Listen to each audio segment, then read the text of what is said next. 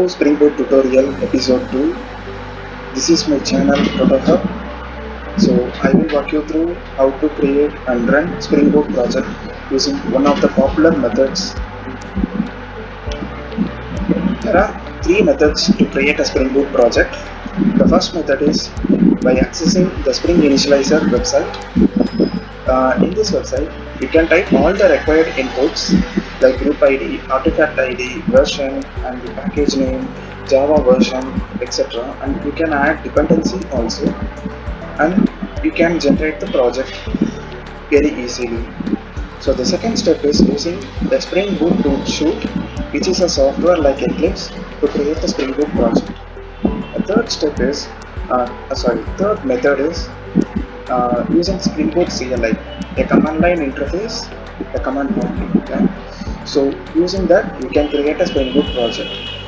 So I will walk you through that method 1, which is very popular among the developers to create a Spring Boot project.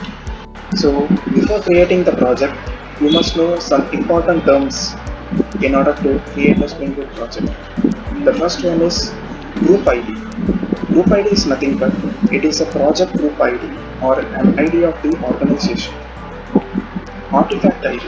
Artifact ID is an ID specific to the project, like the project name. The third one is version. Version is nothing but the version of the project. It can be 1.0, snapshot 1.0, 2.0, like that. So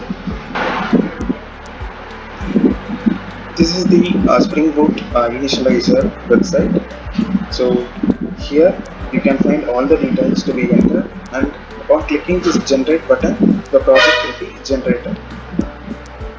So you have to click if what type of project or what type of build plugin you want. I will click on man, and you can choose what type of language you want, Java, Kotlin, and Groovy. I will choose Java for this project, and you can have to choose the Spring Boot version.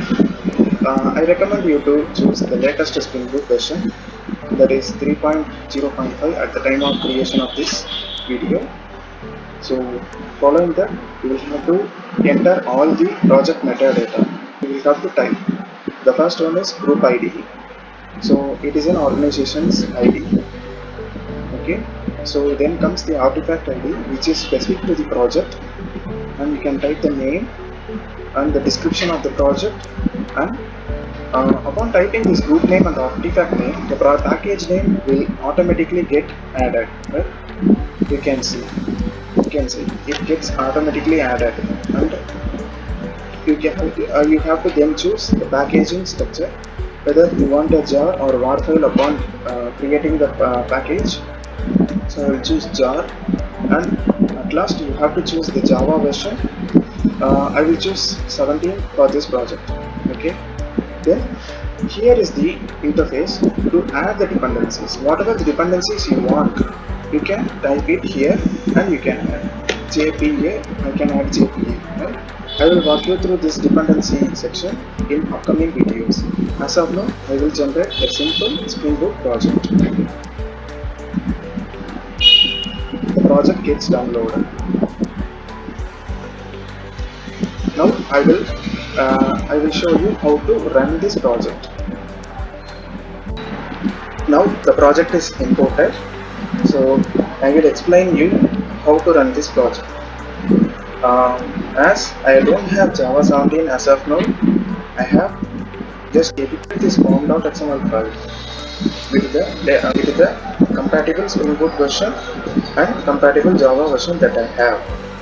I will walk you through this form.xml file in another video. As of now, I am running in Java 8 environment. Okay. So upon opening this project, you will find source/main/java. Please expand this, and you will find our package. Please expand this, then you will find the application.java.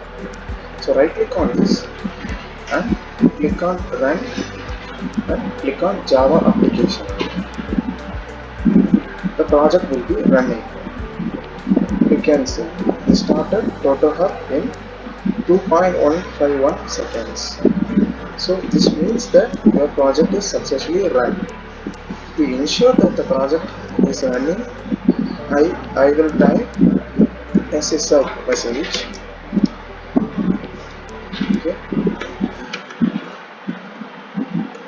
I will type hello world. Then I will run this project again. You can see that the hello world will be printed.